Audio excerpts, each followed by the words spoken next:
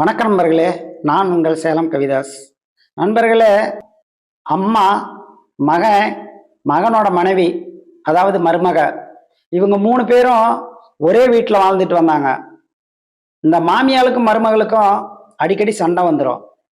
அவங்க 2 பேரும் சண்டை போடும்போது இந்த ஆள் போய் குறுக்க விலக்கி விடுவார். ஆனால் இவரை பேச்ச 2 பேருமே வச்சுக்க மாட்டாங்க. அதனால இவர் தூரமாக போய் நின்றுட்டு எக்கேடே கெட்டுப்பாங்கன்னு சொல்லி வேடிக்கை பார்ப்பாரு. இப்படிதான் ஒரு நாள் தோட்டத்தில் அவர் தண்ணி கட்டிக்கிட்டு இருந்தாரு.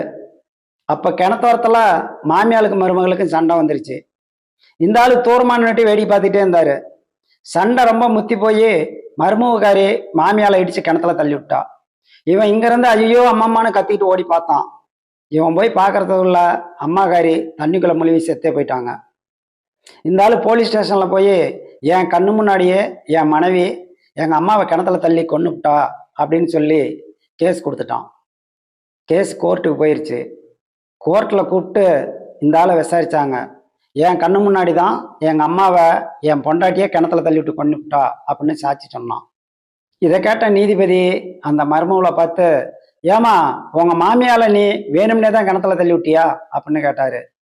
அதுக்கு அந்த மருமகக்காரி, இல்லை சார், எங்கள் வீட்டுக்காரர் பொய் பேசுகிறாரு, நான் எங்கள் மாமியால் வேணான்னு தான் கிணத்துல தள்ளி விட்டேன் அப்படின்னு சொன்னாங்க. நண்பர்களே, இந்த மருமகக்காரி வேணான்னு தான் தள்ளி விட்டேன் அப்படின்னு சொல்றதுக்கு உண்டான அர்த்தத்தை என்னன்னு நீங்களே புரிஞ்சுக்காங்க.